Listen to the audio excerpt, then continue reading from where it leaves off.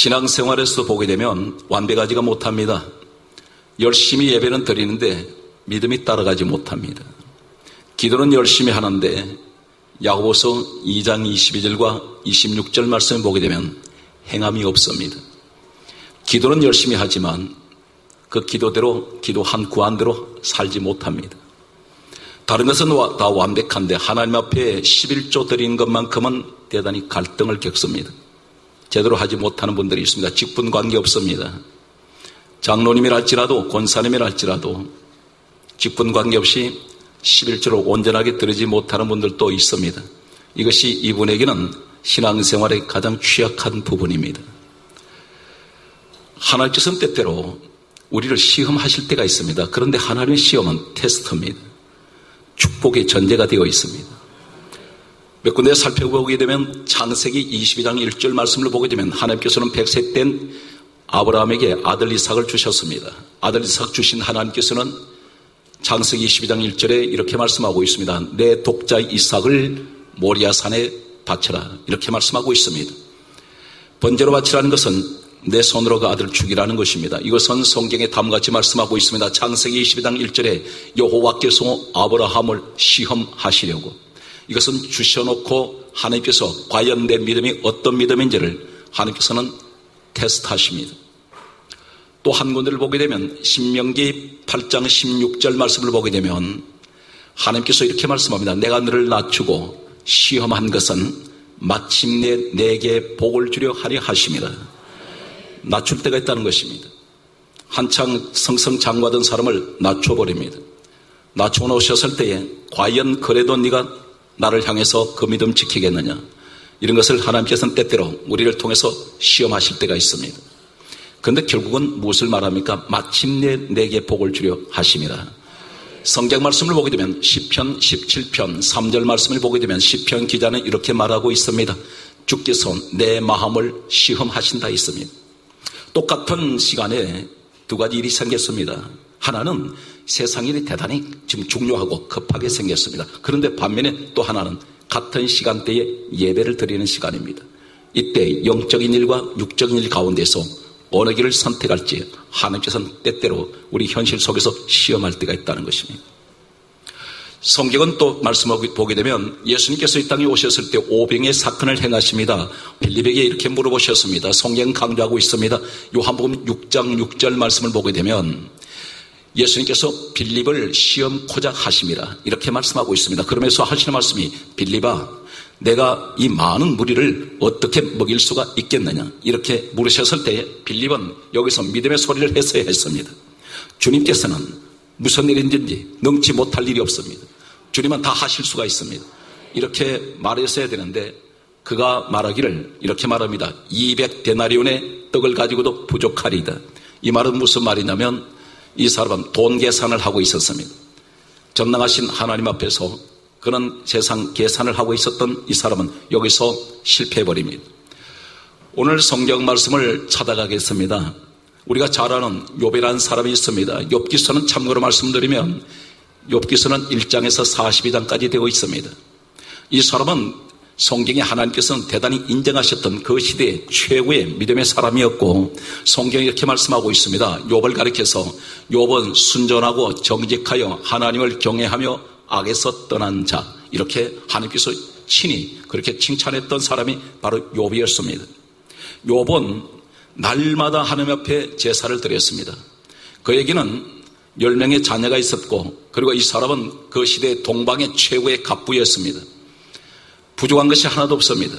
행복한 가정, 그리고 재물에 많은 축복을 받았고 많은 자손의 복을 받았던 그가 여기서 처절하게 무너지는 장면이 있습니다. 이 사람에게 있는 결정적인 아킬레스건이 있습니다. 가장 취약한 믿음 생활에서 가장 큰 약점이라고 할 수 있는 이것은 이 사람만이 알고 있었던 것인데 이걸 사탄이 끄집어내버렸습니다. 이것을 끄집어내서 하나님께 그들을 일러바쳤던 이 사건 속에서 이 사람은 많은 고난의 시간들을 보내게 되고 나중에 하나님께서는 그를 다시 회복시키시는 장면을 보게 됩니다. 오늘 성경 말씀을 보게 되면 욥기서 1장 5절은 다음같이 말씀하고 있습니다. 욥의 행사가 항상 이러하였더라. 이렇게 성경은 정언하고 있습니다.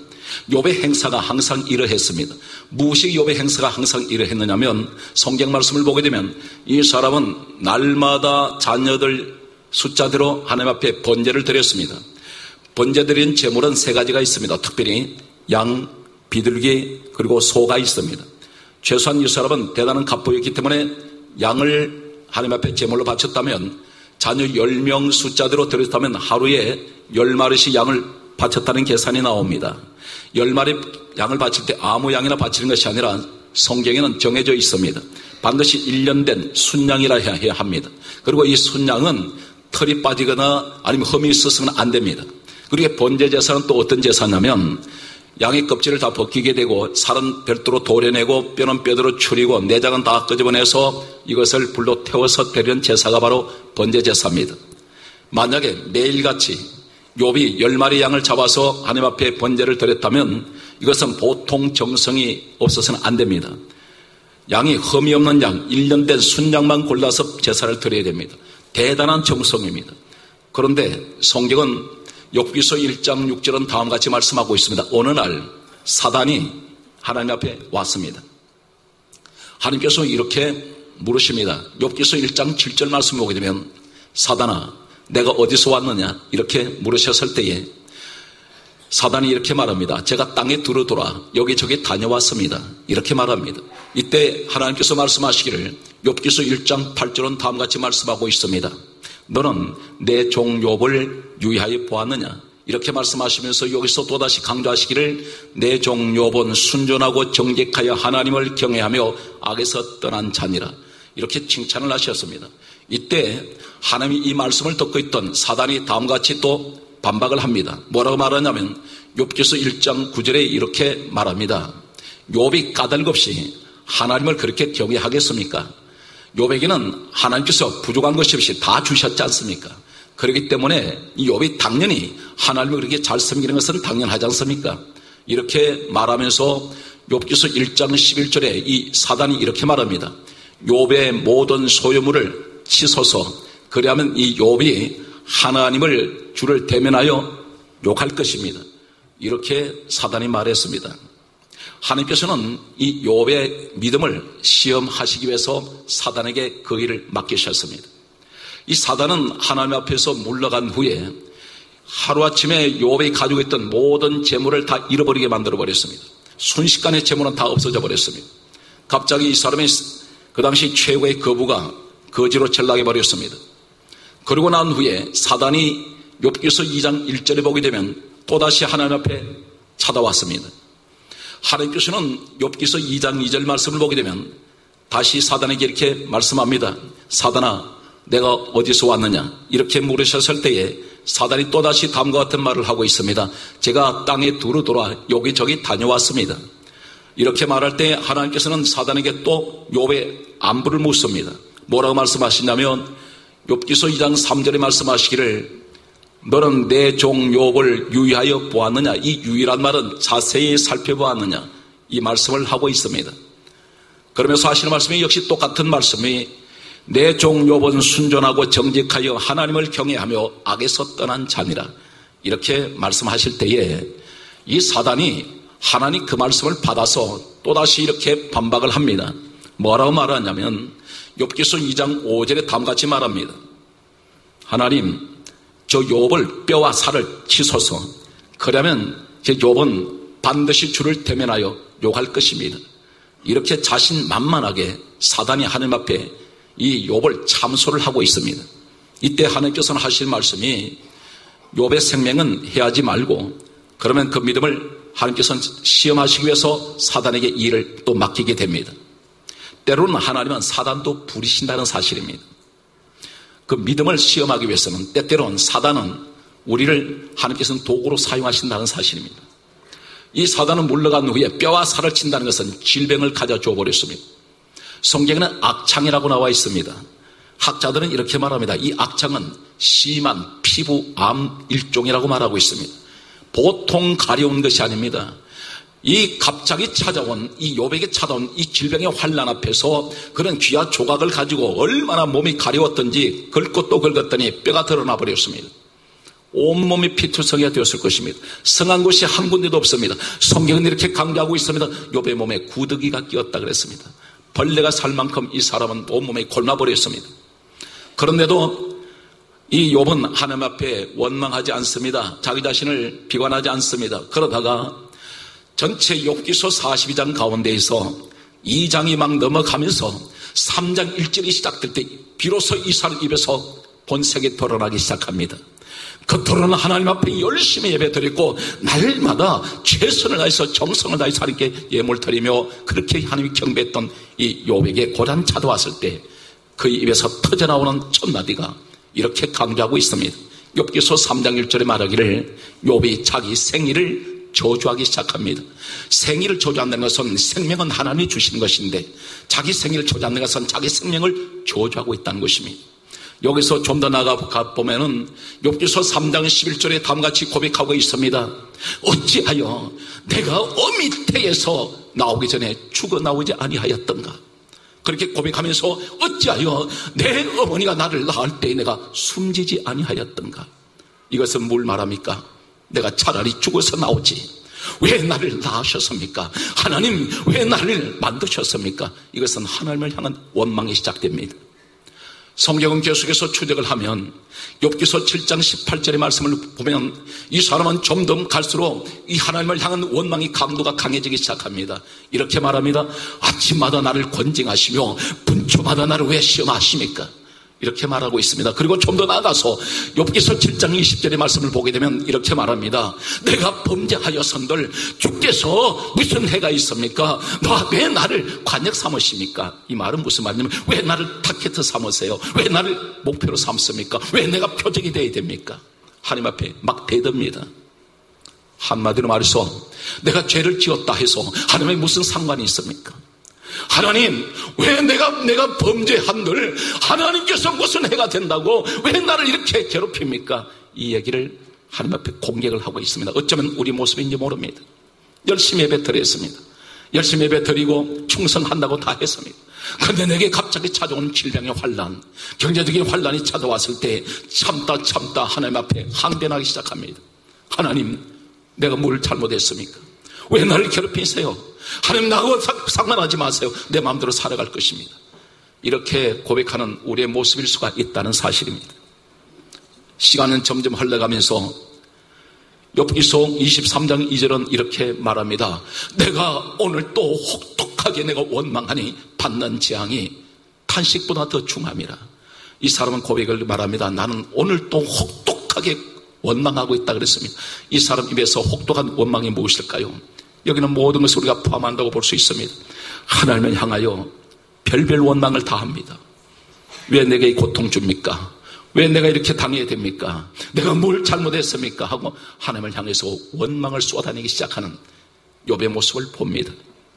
성경은 좀 더 가보면 욥기서 32장 1절에 성경은 다음같이 말하고 있습니다. 이 사람은 자기 자신이 잘못을 몰라요. 그러면서 욥기서 32장 1절에 이렇게 고백합니다. 성경 무엇을 증언합니까? 욥이 스스로 의롭게 여겼습니다. 자기는 잘못 없다는 겁니다. 자기 스스로 생각할 때 하나님을 향해서 원망하면서도 한 가지 더 자기는 잘못 없으니 나는 스스로 의로운 자라고 생각했던 사람이 바로 욥이었다는 사실입니다. 그런데 시간이 흘러가면서 이 사람은 점점 고난이 깊어갈 때 그는 깨닫기 시작합니다. 그러면서 욥기서 42장에 와서 6절 말씀을 보게 되면 그는 비로소 하나님 앞에 무릎을 꿇고 회개하기 시작합니다. 잘못했습니다. 제가 잘못했습니다. 자신이 엎드려서 하나님 앞에 회개할 때 하나님께서는 욥의 회개 기도를 들으시고 비로소 욥기서 42장 10절 말씀을 보게 되면 잃어버린 것보다 갑절로 더 회복시켜 주셨습니다. 이것이 욥기서 전체의 내용입니다. 그런데 이 욥에게 왜 사단이 하필이면 욥을 공격을 했을까요? 하나님이 그렇게 인정하셨던 욥이었는데 동방에서 제일 가는 가장 멋있는 믿음의 사람으로 하나님 인정하셨던 이 사람을 하필이면 사단이 타깃을 삼았습니까? 여기서 어떤 일이 생겼느냐면 전역 드러나지 않았던, 표면적으로 보이지 않았던 이 욥에게 결정적인 한 가지 신앙의 약점이 있었습니다. 그것은 어쩌면 그 약점은 우리의 약점인지 모릅니다. 가장 취약한, 오늘 이거 한 가지 때문에 사단은 이 사람을 그냥 넘어뜨려 버립니다. 그것이 바로 무엇이냐면, 이 사람의 고난이 찾아왔을 때에, 견디지 못할 때에 비로소 그가 가장 절박한 환경에서, 고통 중에서 그 입에서 터져나오는 한 가지 고백이 있었습니다. 그 고백이 바로 욥기서 3장 25절에서 26절 말씀을 보면은 특별히 25절에 이렇게 고백하고 있습니다. 나의 두려워하는 그것이 내게 임하고 나의 무서워하는 그것이 내 몸에 미쳤구나. 평강도 없고 안온도 없고 안식도 없고 고난만 임하였구나. 이렇게 자기에서 고백합니다. 여기서 중요한 나의 두려워하는 그것이 있다는 것입니다. 나의 두려워하는 그것이 평소에 나의 두려워하는 그것이 내게 임했다는 것입니다. 이 사람의 두려워한 그것이 무엇이었을까요?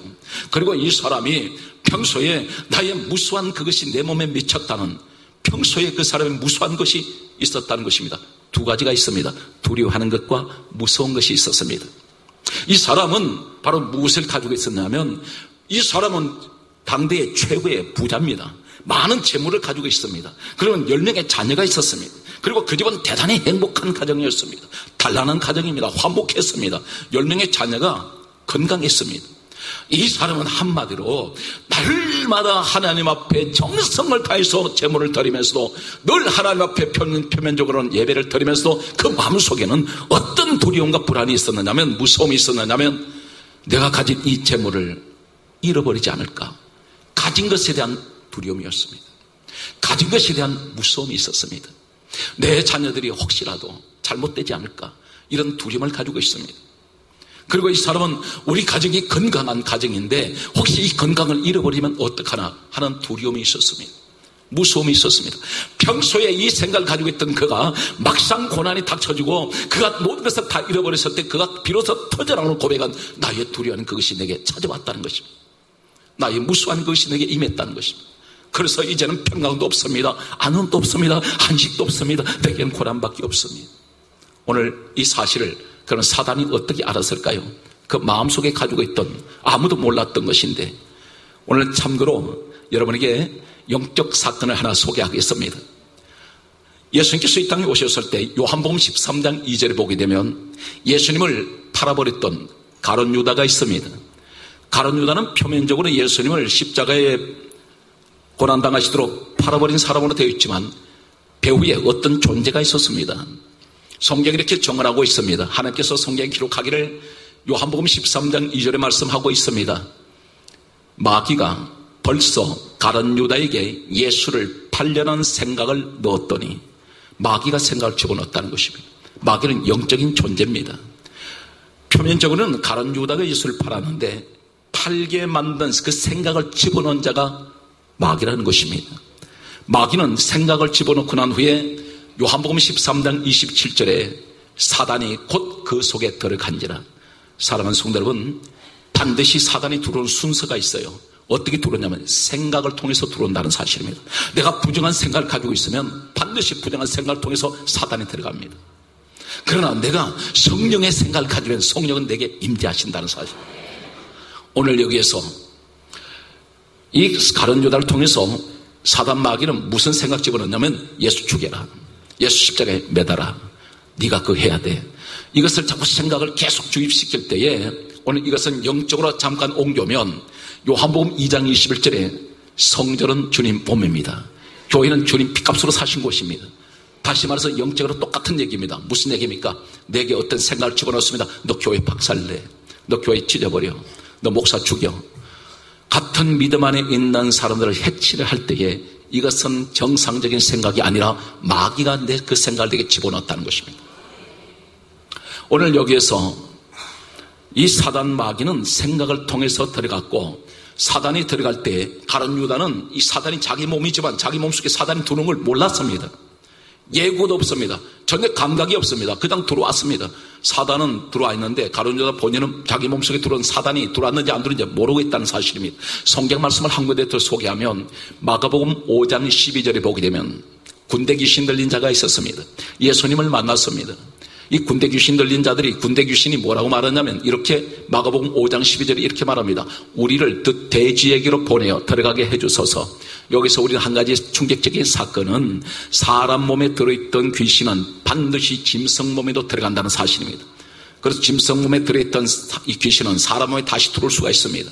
다시 말해서 이 가룟 유다 그리고 군대 귀신 사람 몸속을 마음대로 자기 안방 드나드는 이 존재를 보면서 우리는 뭘 깨닫냐면 욥에게 사단이 아까 하나님 앞에 뭐라고 말했습니까? 너 어디 다녀왔느냐? 이렇게 물으셨을 때에 제가 땅에 두루 돌아 여기저기 다녀왔습니다. 이 말이 무슨 말이냐면 우린 육신은 흙으로 지어졌습니다. 작은 땅덩어리입니다.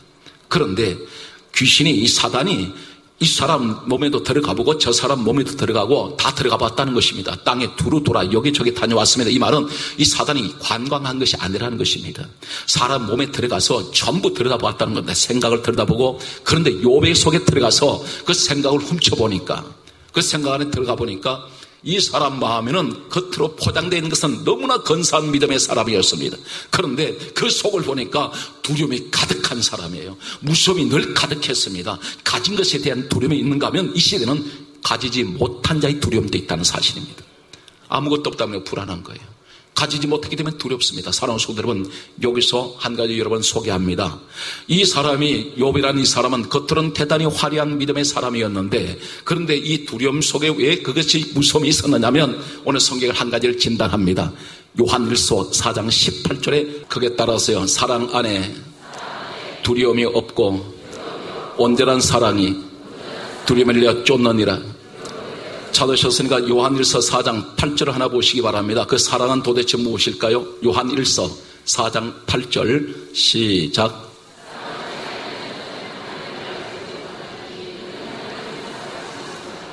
따라서 하나님은 사랑이라. 주목합니다. 오늘 이 욥은 늘 그 마음속에 자신이 고백합니다. 나는 나의 두려워하는 그것이 내게 임하고 나의 무서워하는 그것이 내게 몸에 미쳤구나. 평강도 없고 한운도 없고 안식도 없고 고난만 내게 찾아왔습니다. 이 고백이 무슨 얘기입니까? 오늘 이 시대를 향한 믿음의 사람들에게 말씀하고 있습니다. 아무리 겉으로 예배를 열심히 드리고 아무리 믿음이 좋고 아무리 기도를 많이 한다 할지라도 내 마음속에 감출 수 없는 이 두려움과 이 무서움은 사단마귀에 노출되었을 때 나는 반드시 그것이 가장 취약한 약점이 되어서 무너져버릴 수 있다는 것입니다. 그럼 왜 이 욥이 그 마음속에 두려움과 무서움이 있었습니까? 오늘 이 시대 우리에게 진단하고 있습니다. 하나님은 사랑인데 오늘 사랑 안에 두려움이 없고 온전한 사랑이 두려움을 내쫓는다면 그 사랑은 하나님의 사랑이라면 사랑은 하나님 본체, 하나님 자체가 사랑입니다.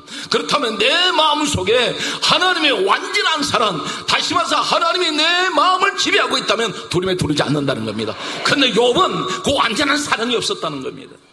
그래서 두려움이 있었던 거예요. 오늘 우리는 믿음, 소망, 사랑을 얘기합니다.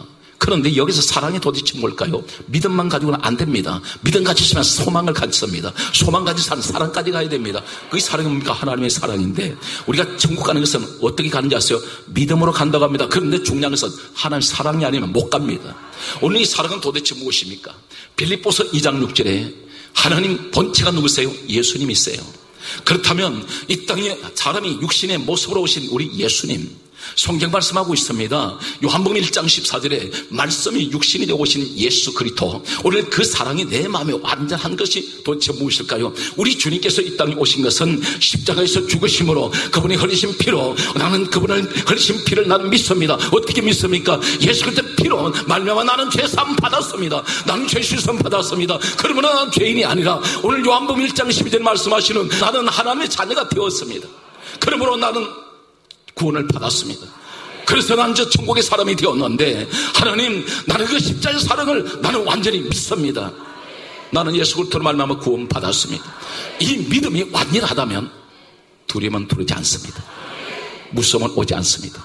그런데 그 믿음이 완전하지 못하기 때문에, 하나님의 사랑이 완전하지 못하기 때문에 두려움이 들어옵니다. 그런데 하나님의 온전한 사랑이 내 마음을 지배할 때 두려움은 쫓아낼 수 있다는 것입니다.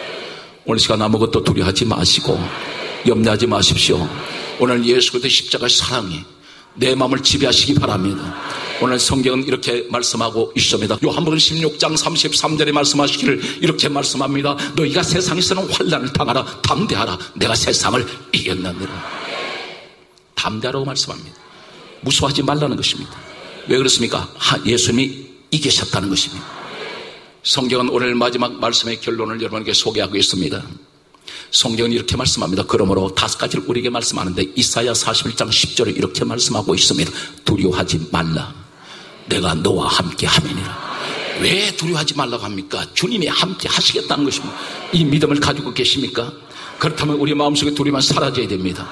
두 번째 말씀하고 있습니다. 놀라지 말라. 나는 내 하나님이 되매니라. 우리는 세상을 살면서 두려운 일 많이 겪습니다.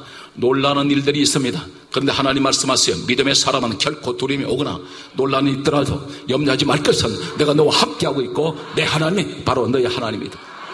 이 사실 믿는 여러분에게 축복이 함께 하시기 바랍니다. 세 번째 이렇게 말씀합니다. 원수의 목전에서 내게 상을 베푸시는 내 하나님. 네 번째 무엇을 말씀합니까? 참으로 내가 너를 도와주리라. 참으로 도와주리라. 우리 하나님이 나를 도우시면 세상에 다 나를 돕지 않아도 하나님만 나 도우시면 세상에 무엇이든지 불가능한 것이 없습니다. 다섯 번째 무엇을 말씀하고 있습니까? 참으로 나의 의로운 오른손으로 너를 붙들리라. 붙들어 주시겠다고 말씀하고 있습니다. 사랑하는 성도 여러분, 좌우라면 인사하세요. 염려하지 마시고 거기 하세요. 어떤 일이 있어도 두려워하지 마세요. 무서워하지 마세요. 오늘 여러분 축복의 주인공이 되시길 바랍니다. 우리 주님은 우리 때문에 이 땅에 오셔서 십자가에 친히 죽으셨습니다. 그 주님의 십자가의 사랑은 오늘 또 그리고 주님 재림하실 때까지 영원할 것입니다. 여러분 범사에 주님의 형통하심이 함께 하시기를 주의 손을 축원합니다.